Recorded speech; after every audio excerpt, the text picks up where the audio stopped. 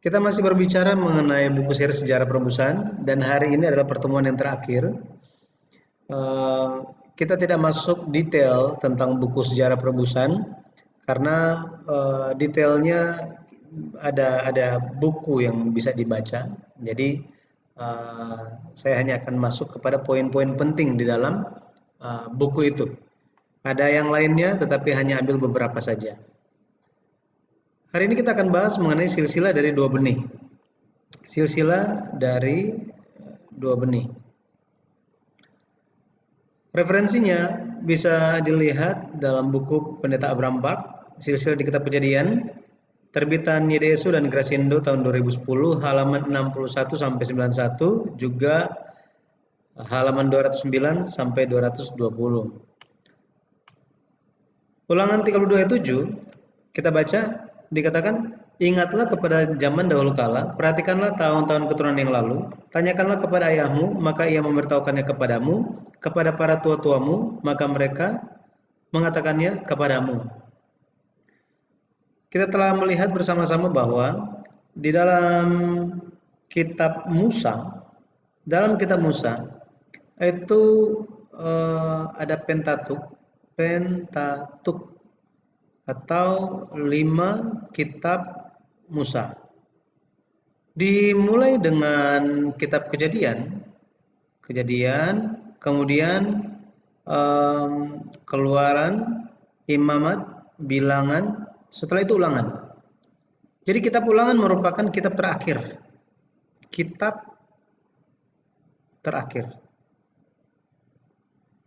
yang ditulis oleh Musa. Secara khususnya, Ulangan 32 merupakan pesan terakhir Musa. Pesan terakhir Musa. Pesan terakhir siapa ini? Ini adalah seseorang yang sebentar lagi akan mati.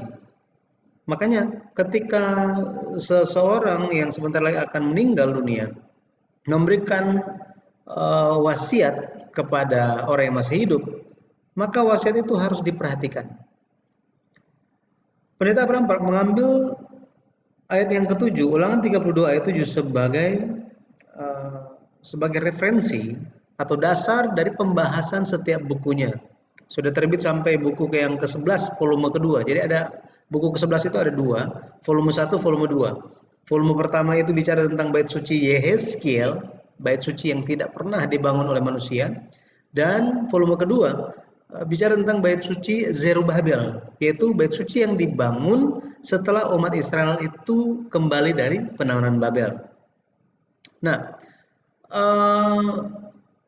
Pendeta Abraham mengambil Ulangan 32 ayat 7 dan menyatakan bahwa Ulangan 32 ayat 7 ini merupakan ayat yang sangat-sangat penting, merupakan pesan yang paling penting yang disampaikan oleh Musa. Di dalam ayat ini terkandung suatu pesan yang menjangkau keseluruhan sejarah perebusan. Ada 3 perintah yang dikatakan. Yang pertama itu adalah ingatlah. Jadi harus mengingat zaman dahulu kala, harus memperhatikan. Dikatakan harus memperhatikan. Memperhatikan di sini sampai kepada tahap menyadari. Apa yang harus disadari?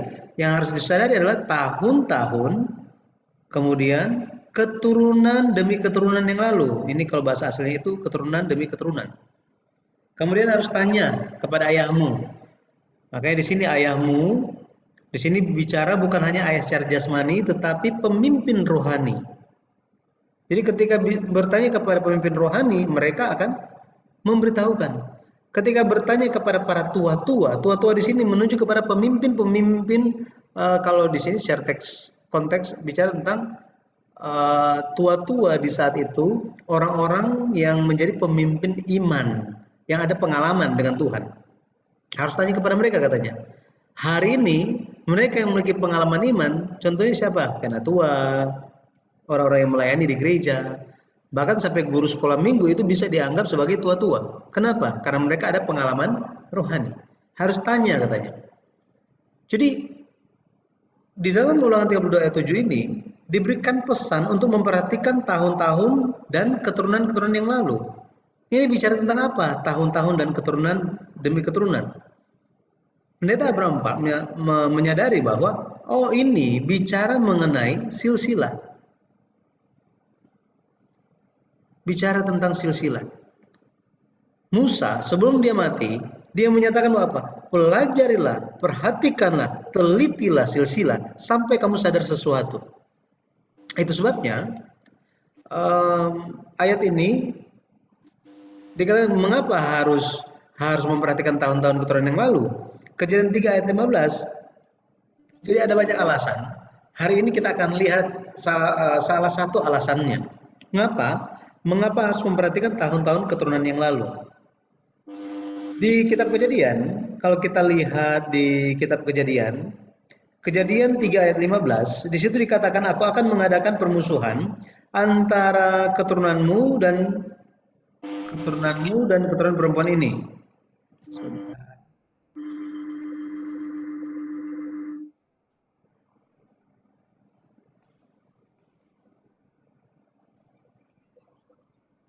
Bentar ya, ini penghapusnya tidak berfungsi.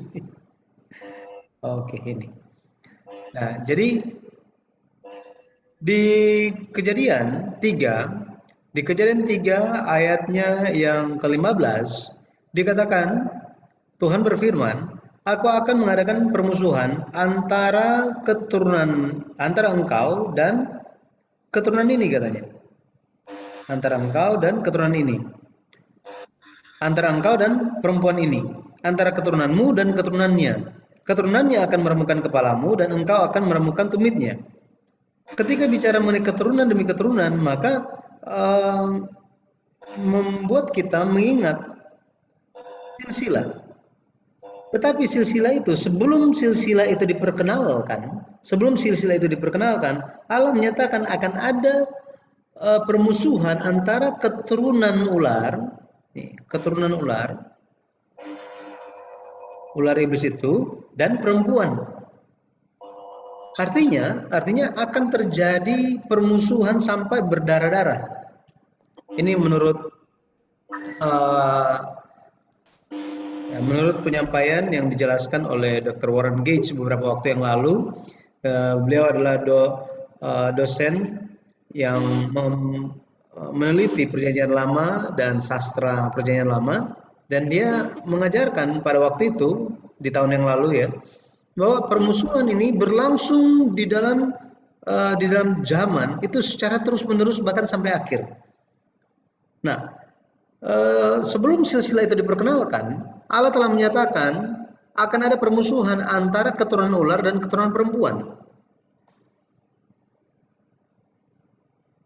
Kejadian 3 ayat 15, kita tahu ini dikatakan Kejadian 3 ayat 15 ini sebagai proto evangelium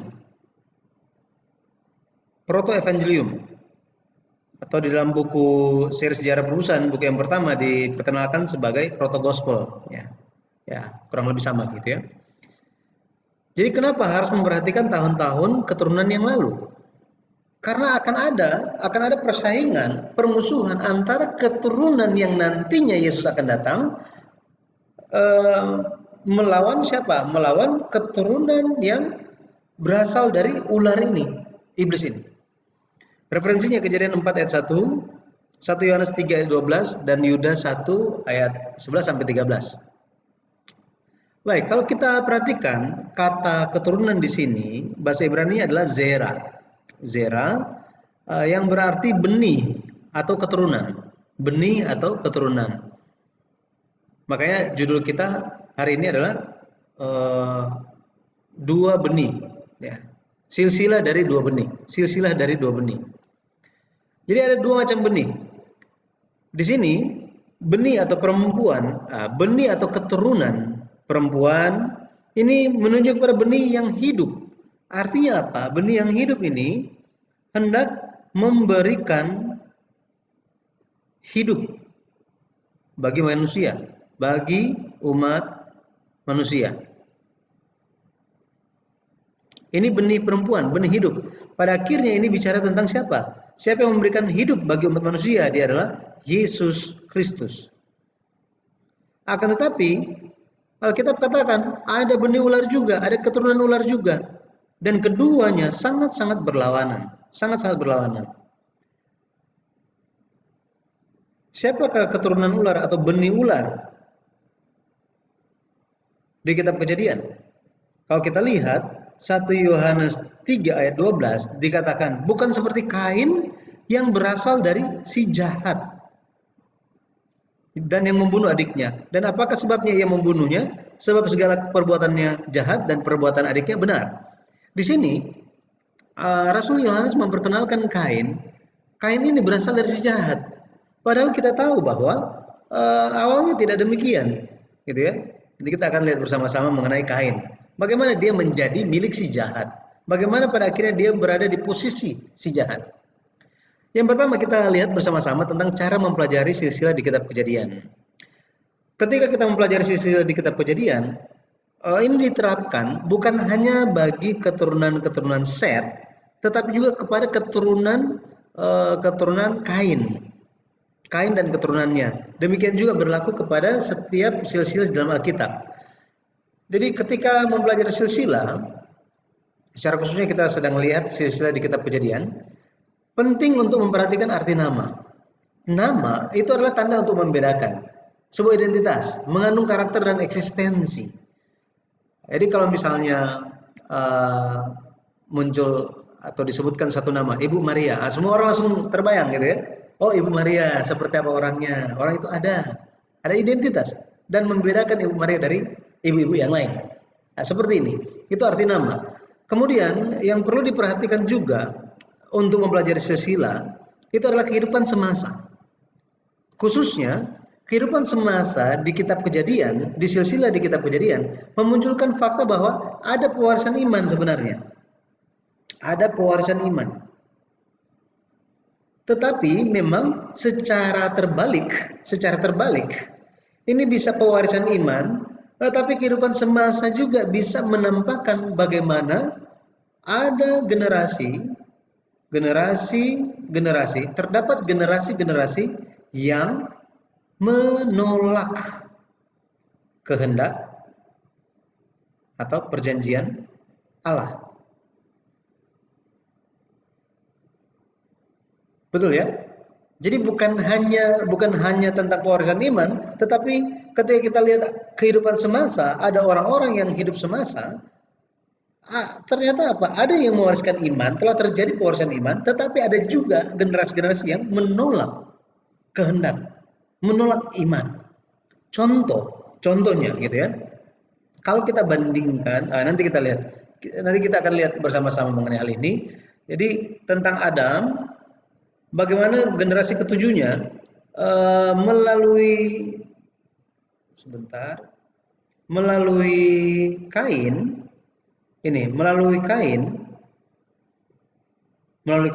generasi ketujuh itu adalah Lamek. Sedangkan dari sebelah Set, kan Adam anaknya Kain dan Habel. Habelnya mati, terus Tuhan memberikan Set sebagai pengganti Habel. Nah, demikianlah silsilah itu, keturunan-keturunan itu terus berlanjut. Di sini kita lihat generasi ketujuh dari keturunan atau dari silsilah Kain itu adalah Lamek. Ini dicatat di Kejadian pasal 4. Kemudian di di silsilahnya Set, kita bisa melihat tampil seseorang yang bernama Henokh. Ini kalau kita lihat di Kejadian 4, nanti bisa dilihat ayatnya yang ke berapa, mulai dari ayat 16 sampai ayatnya yang ke 18 gitu ya. Jadi sedangkan Henokh ini kalau kita baca di Yudas 1 ayat yang ke-14, dia adalah keturunan ketujuh dari Adam. Kita bisa melihat bagaimana Henokh dia memiliki iman, dia telah menerima pewarisan iman, sedangkan Lamek justru dia menolak perjanjian Allah. Dia menolak iman itu dengan cara apa? Ya, dengan cara membunuh orang, memandang enteng nyawa manusia. Kemudian ada hal-hal lagi yang dia lakukan. Nanti kita akan lihat bersama-sama. Jadi kehidupan semasa. Setelah itu kita perlu memperhatikan ketika membaca silsilah adanya informasi tambahan. Jadi tokoh tertentu diberikan perhatian khusus. Contohnya di silsilah Kejadian pasal 5 ada Adam, Henok, Lamek, Nuh. Nah, kalau di silsilah Kain di Kejadian pasal 4 yang diberikan penjelasan tambahan itu cuma bisa dikatakan cuma dua. Itu cuma Kain dan ada satu orang, Lamek. Ini bukan papanya Nuh ya, bukan. Tetapi ini keturunan Kain. Namanya aja yang sama. Jadi kita akan banyak menemukan fakta-fakta yang menyadarkan kita ketika kita memperhatikan Kain dan Lamek ini. Tapi Pendeta Abraham Park menjelaskan satu persatu mengenai keturunan Kain. Baik, judul kita hari ini bicara tentang bagaimana silsilah dari dua benih. Jadi Adam dia punya dua anak, ada Kain, kemudian ada Habel. Cuma Habel ini mati diganti oleh Set. Set, Enos, Kenan, Mahalalel, Yared, Henok,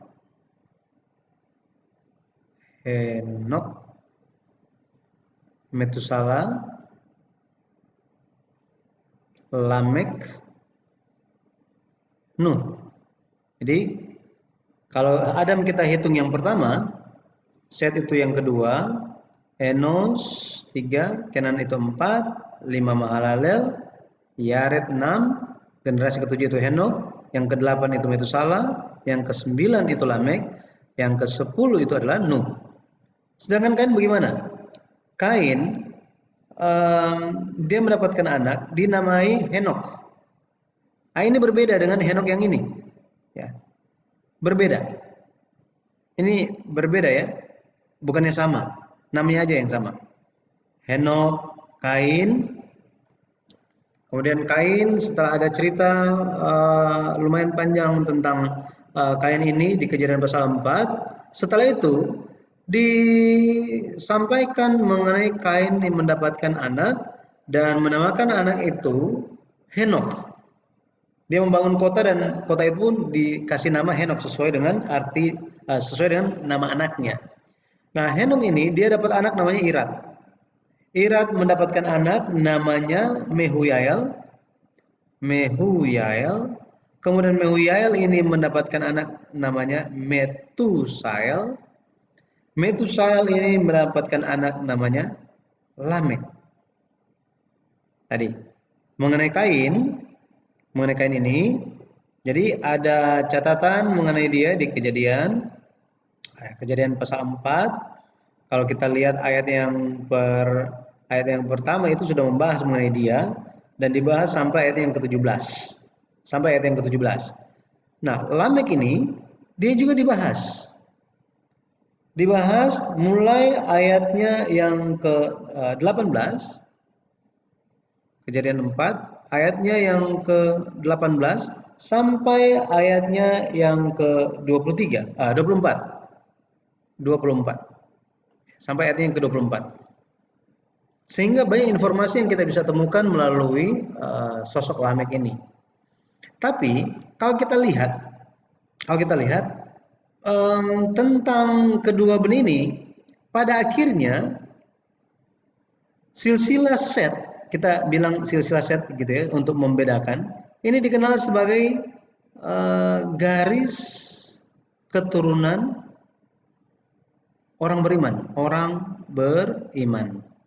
Sedangkan Kain ini dikenal sebagai garis keturunan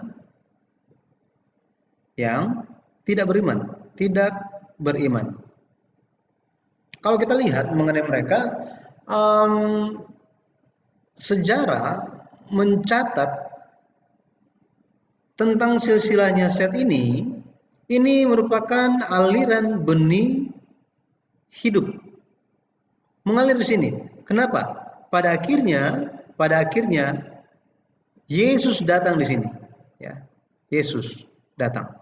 Tetapi mengenai generasi garis keturunan yang tidak beriman tentang Kain itu tidak dibahas lagi. Putus di Lamek dan anak-anaknya. Tetapi apakah garis keturunan yang tidak beriman ini terputus juga? Kalau kita lihat tidak. Terus berlanjut, mulai dari siapa? Keturunan Ham. Secara khususnya kita lihat mengenai ada keturunan Ham namanya Nimrod yang membangun menara Babel, gitu ya. Babel. Ini sangat jelas ketika kita baca di buku silsilah di kitab Kejadian. Setelah waktu berlalu pun bukan melalui Nimrod tetapi bahkan di dalam keturunan Abraham muncul Ismail. Setelah itu siapa? Esau. Bahkan di zaman Yesus muncul siapa? Muncul pemimpin Yahudi. Mereka yang tampil sebagai generasi-generasi yang menolak iman, yang menolak perjanjian Tuhan. Dan kalau kita lihat benih hidup, silsilah dari dua benih ini, benih hidup, kemudian benih iblis atau maut, ini terus berlangsung bahkan kepada hari ini, sampai kepada hari ini. Makanya kita termasuk di mana? Betul ya? Langsung dibedakan, kiri atau kanan. Seperti itu. Jadi mari kita lihat terlebih dahulu mengenai garis keturunan Kain. Garis keturunan Kain. Kain arti namanya telah mendapatkan, telah menerima. Kalau kita lihat di Kejadian 4 ayat yang pertama, dikatakan bahwa kemudian Adam bersetubuh dengan istrinya dan melahirkan seorang anak laki-laki. Dan perempuan itu menamakan Kain. Pengakuannya apa?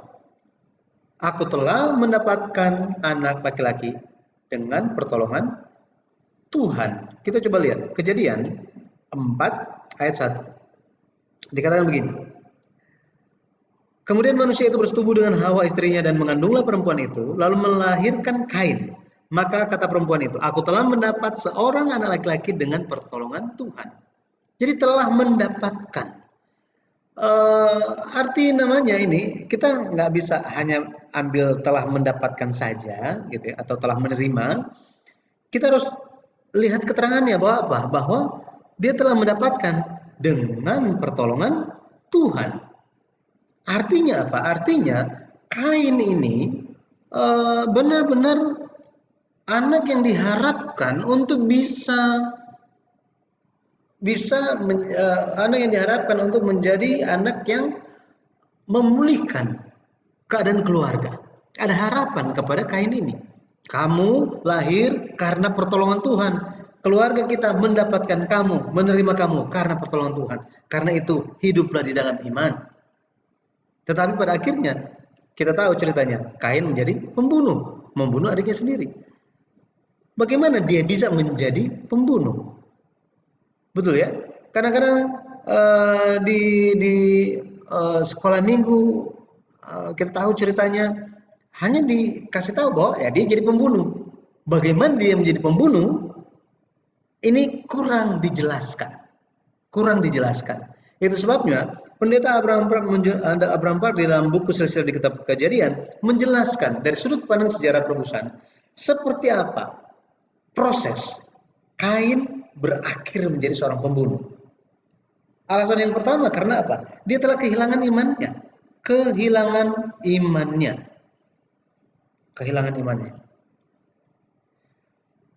Referensinya itu Matius pasal 13.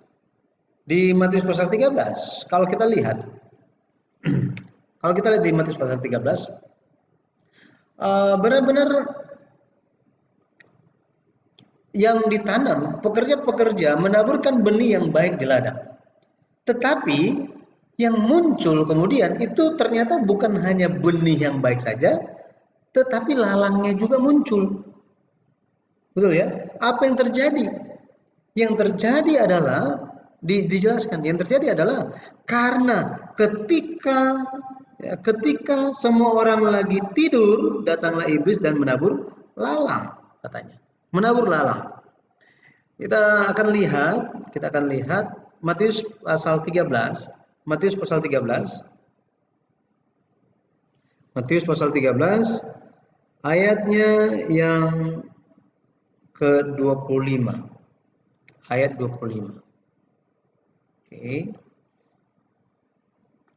Matius, kita lihat Matius 13 ayatnya yang ke-25. Dikatakan begini, tetapi pada waktu semua orang tidur, datanglah musuhnya, menaburkan benih lalang di antara gandum itu, lalu pergi. Jadi, lalang itu muncul ketika orang-orang lagi tidur. Di sini, kalau kita lihat, terdapat mengandung makna rohani di sini. Ada maknanya. Bahwa apa? Kain, seperti apa dia kehilangan imannya? Dia membiarkan imannya dia tertidur. Imannya tertidur. Dia tidak berjaga-jaga tetapi dia tertidur. Kejadian 4 ayat 3 sampai 4 kita baca. Kita balik lagi ke kitab Kejadian. Kejadian 4 ayat 3 sampai 4 dikatakan, setelah beberapa waktu lamanya maka Kain mempersembahkan sebagian dari hasil tanah itu kepada Tuhan sebagai korban persembahan. Jadi kita bisa melihat bagaimana Kain, kalau dalam pemahaman hari ini, rajin pergi ibadah, rajin ke gereja, rajin melayani, memberikan korban persembahan. Tetapi Habil juga memberikan persembahan. Dikatakan apa? Habil juga memberikan korban persembahan dari anak sulung kambing dombanya, yakni lemak-lemaknya. Maka Tuhan mengindahkan Habil dan korban persembahannya itu. Ayat 5 dikatakan, tetapi Kain dan korban persembahannya tidak diindahkannya. Apa yang terjadi di sini? Kalau kita lihat di kitab Ibrani pasalnya yang ke-11, Ibrani 11, kita lihat, Ibrani 11, ayatnya yang keempat dikatakan begini, karena iman, Habil telah mempersembahkan kepada Allah korban yang lebih baik daripada korban Kain. Jadi apa? Korban yang lebih baik, persembahan yang lebih baik daripada Kain. Allah berkenan terhadap persembahannya Allah berkenan terhadap persembahannya Habil. Kenapa? Apa yang membedakan kedua persembahan ini, gitu ya? Apa yang membedakan? Kalau kita lihat di ayat yang ketiga, Kejadian 4 ayat yang ketiga dikatakan, Kejadian 4 ayat 4 dikatakan Habil juga mempersembahkan korban persembahan dari anak sulung kambing dombanya.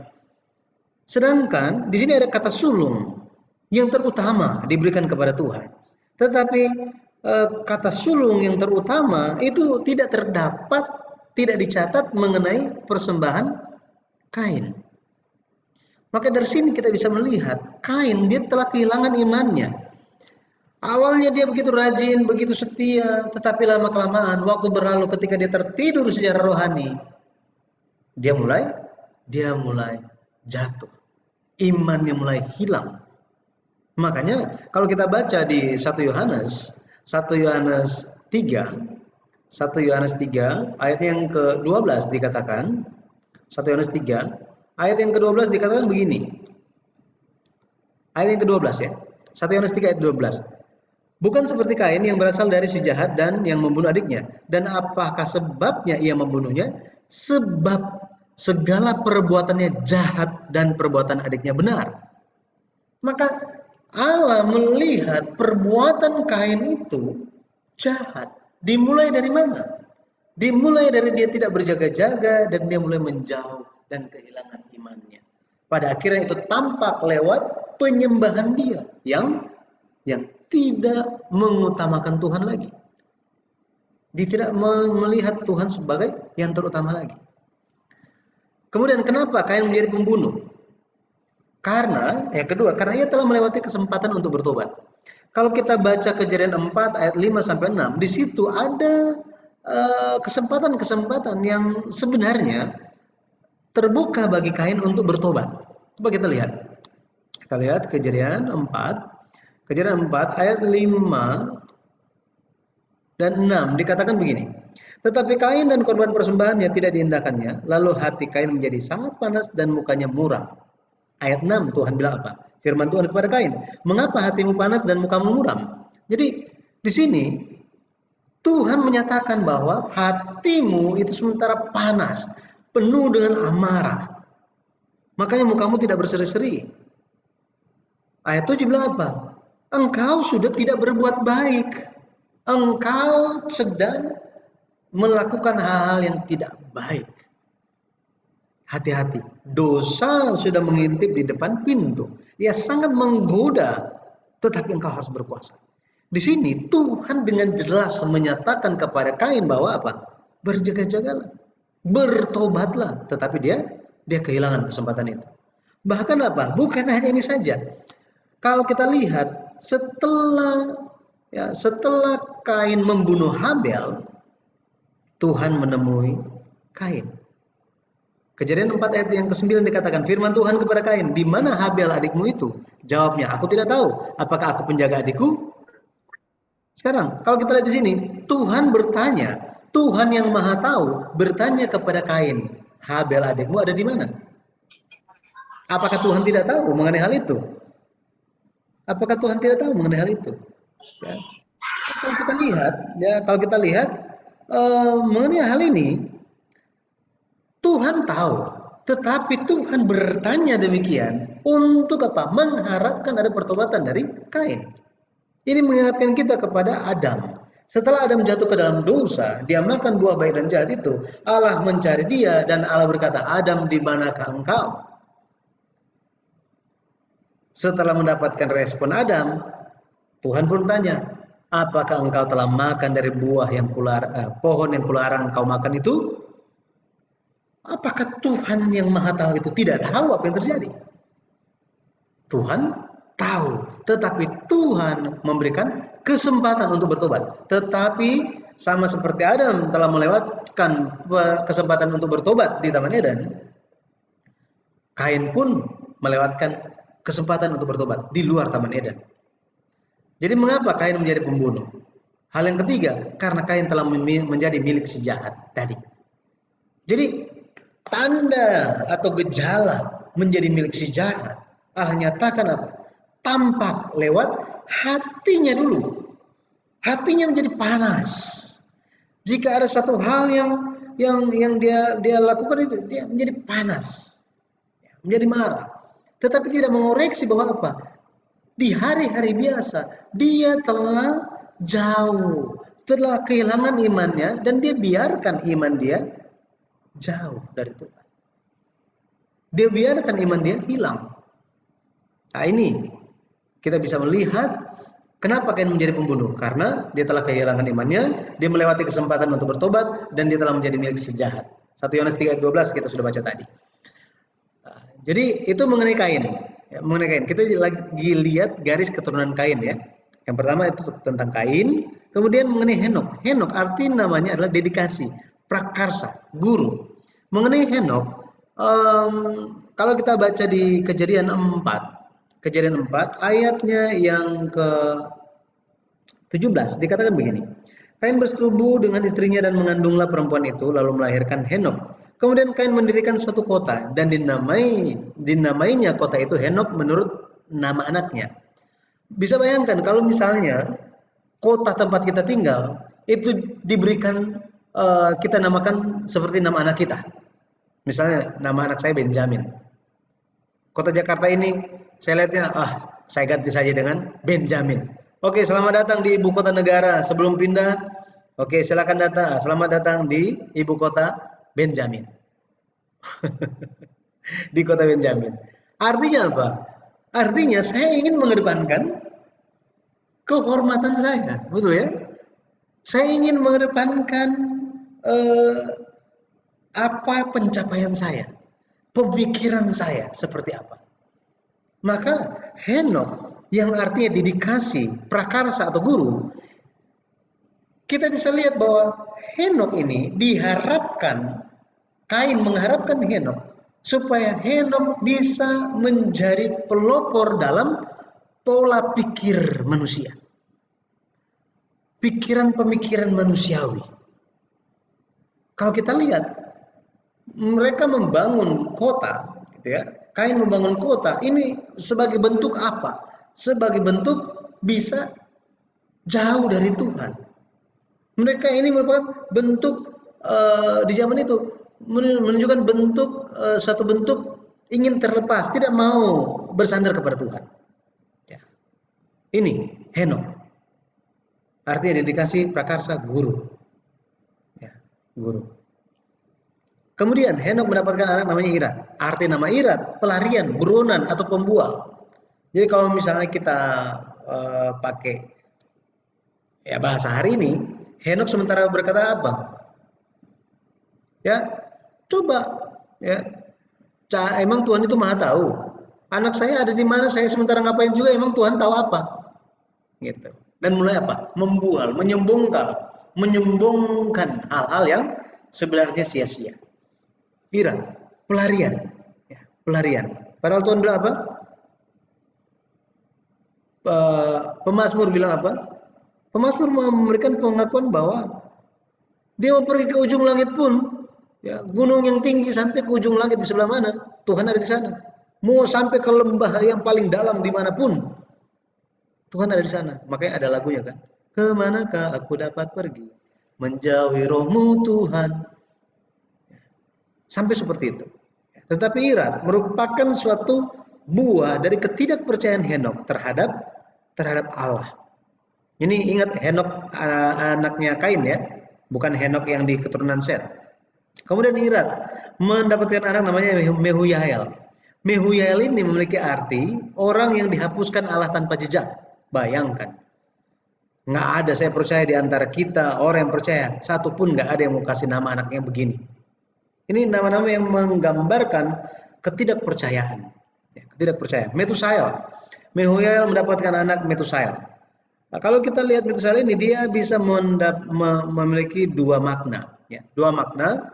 Kalau kita lihat itu sebagai mat dan Seol, ya, Seol di situ menuju kepada neraka. Maka Metusael ini memiliki makna manusia neraka. Tapi kalau kita lihat mat dan el bagian ujung, maka ini manusia Allah.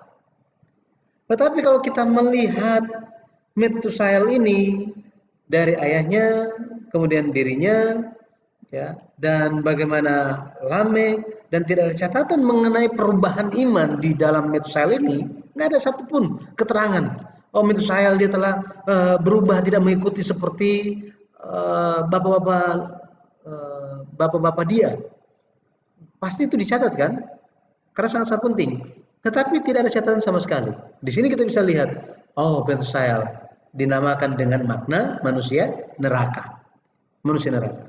Kemudian Lamek, orang yang kuat, penakluk, penguasa. Nah, kalau kita lihat di sini, karakter Lamek benar-benar menggambarkan sosok yang memandang remeh, kehendak Tuhan, memandang remeh nilai agung dari nyawa manusia. Dia juga merupakan orang yang ya, kawin dengan banyak istri. Yang pertama dalam Alkitab dia dan dia menggunakan firman Tuhan untuk melindungi diri dia sendiri, untuk membenarkan diri dia sendiri. Ya, mari kita lihat nanti, gitu ya. Kita akan lihat nanti. Jadi tadi, ya, nah ini, jadi Kejadian pasal 4 itu selesai dicatat dan tidak muncul lagi. Akan tetapi tadi saya sudah bahas, sudah sampaikan bahwa meskipun secara jasmani keturunan Kain itu mati oleh air bah, tetapi muncul lagi sifat dan karakter dosa lewat keturunan Ham. Dan yang paling tampak itu adalah Nimrod. Kejadian 10 ayat 9 dikatakan, ya, kita lihat aja ini ya.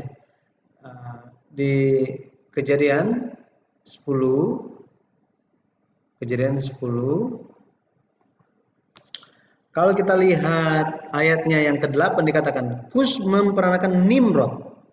Nah, Nimrod ini ya, Nimrod ini, dialah yang mula-mula sekali orang yang berkuasa di bumi. Ia seorang pemburu yang gagah perkasa di hadapan Tuhan. Sebab itu dikatakan orang seperti Nimrod, seorang pemburu yang gagah perkasa di hadapan Tuhan. Tetapi ini bukan dalam makna positif.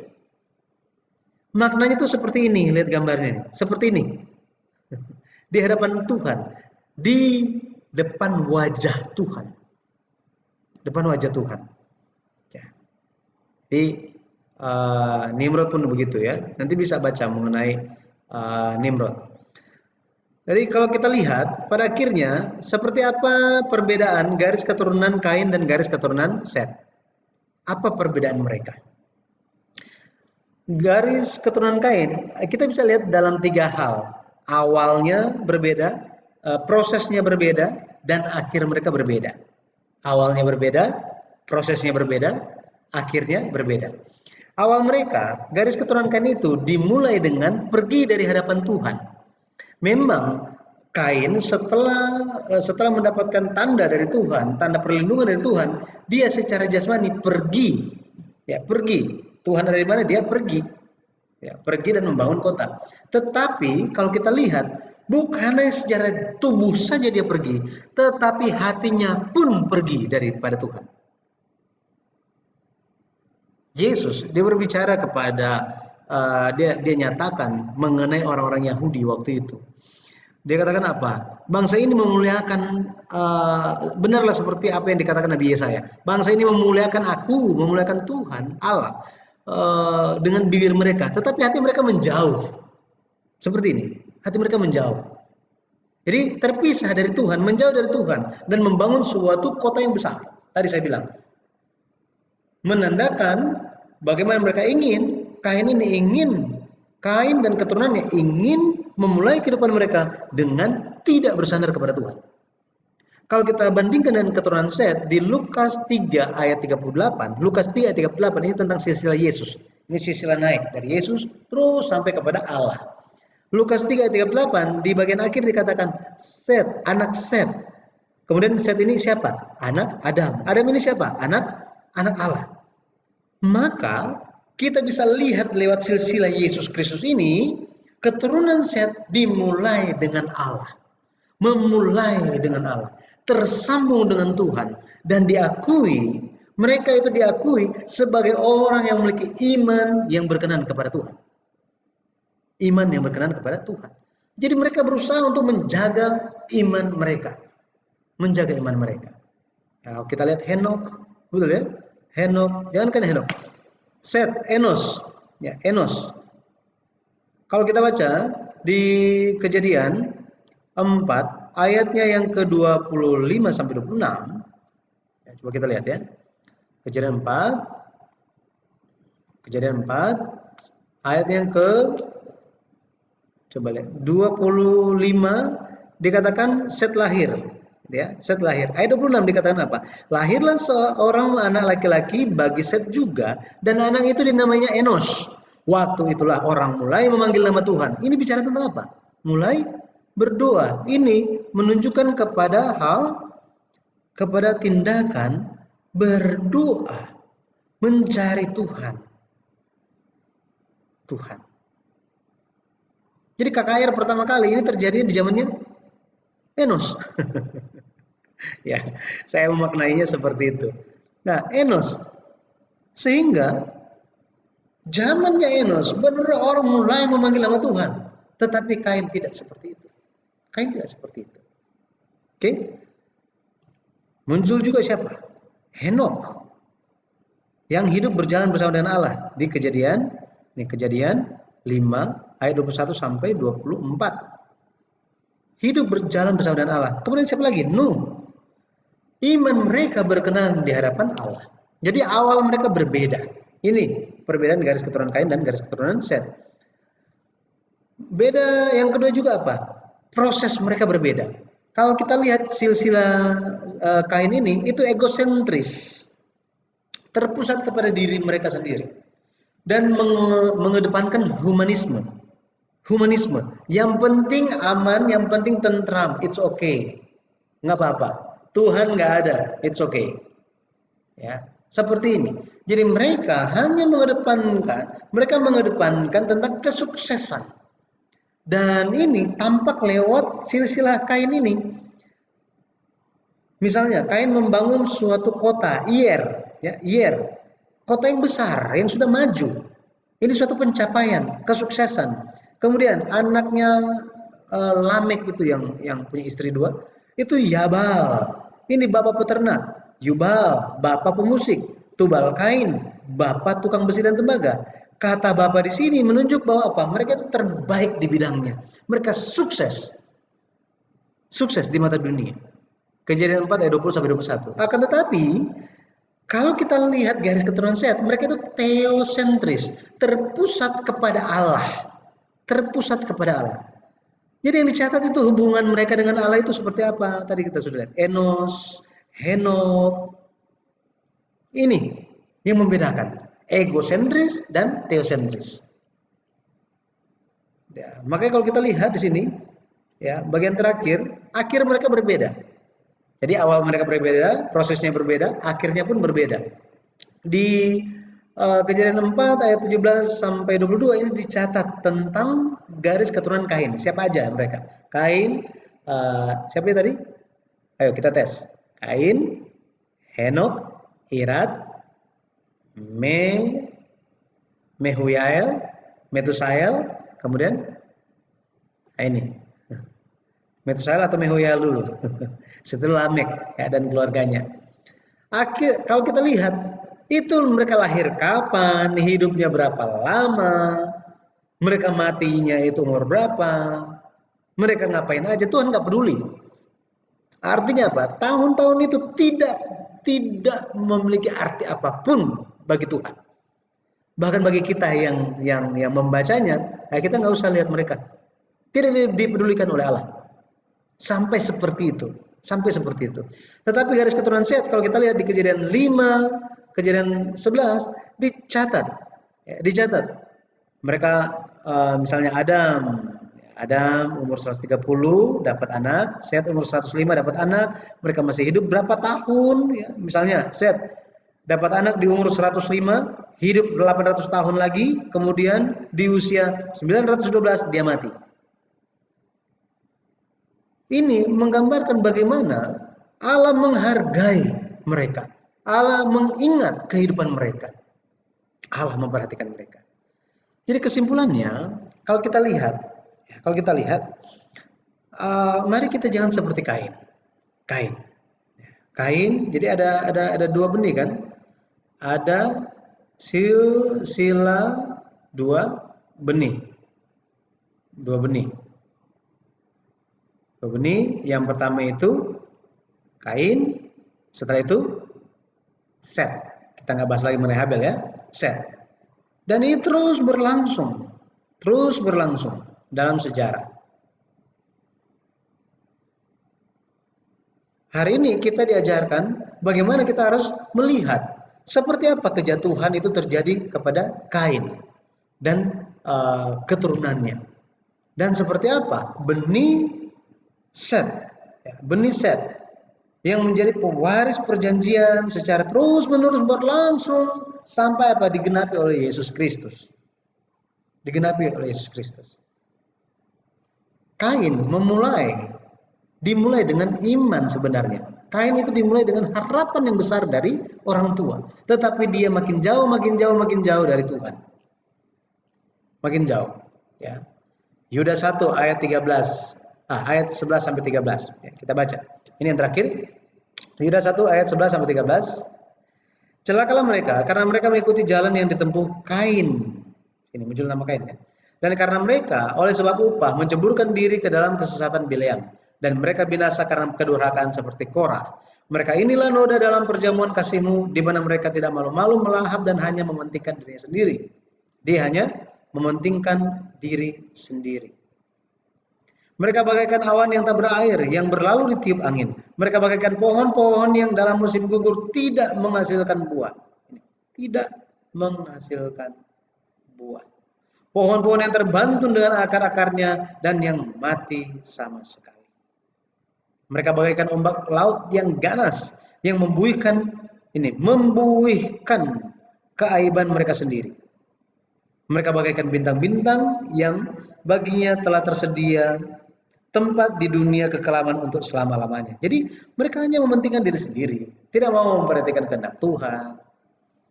Mereka tidak ada buah. Mereka menjalankan kehidupan yang sepertinya hidup padahal mati. Mereka hanya memunculkan dan menampakkan keaiban mereka, celah mereka, dosa mereka, dan menyombongkannya. Inilah garis keturunan dari benih si jahat. Saya berdoa dalam nama Tuhan Yesus Kristus, kiranya kita bisa menjalankan kehidupan yang senantiasa berjaga-jaga supaya tidak jatuh ke dalam jalan yang ditempuh oleh Kain, melainkan kita bisa menjadi keturunan-keturunan orang beriman yang terus mewariskan iman dan terus menampakkan perbuatan baik kita, iman kita, perbuatan dari perbuatan dari iman kita, sehingga banyak orang yang diselamatkan. Haleluya. Amin.